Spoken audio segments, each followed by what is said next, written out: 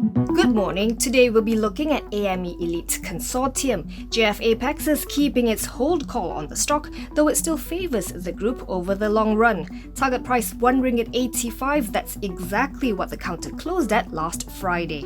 So according to JF Apex, AME's first half FY22 net profit of 17 million ringgit missed expectations, accounting for 30% of its full year forecast.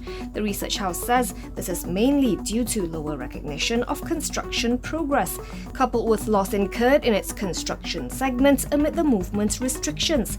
However, its outlook is promising. AME clinched 68.8 million ringgit in new property sales in the first half of FY22.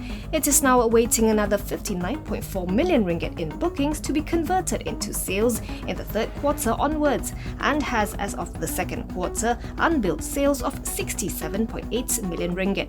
On its construction segment, AME has an outstanding order book of circa 450 million ringgit to date, after securing a sizable job win from Yachiu non-ferrous metal recently. There's also the higher contribution from the rental of workers' dormitories. Its iStay at Indapura will be adding 2,700 beds by March or April next year, and that would spell an additional yearly rental income of 7.5 million ringgit if operating at full capacity. As for its earnings outlook, JF Apex says it's cutting its net profit forecasts by 6% to 54.9 million ringgit for FY22 and by 5.8% to 65.5 million ringgit for FY23, after lowering the share of JV profit for Phase 3 of iPark at Indapura and the progress billings of its construction segment.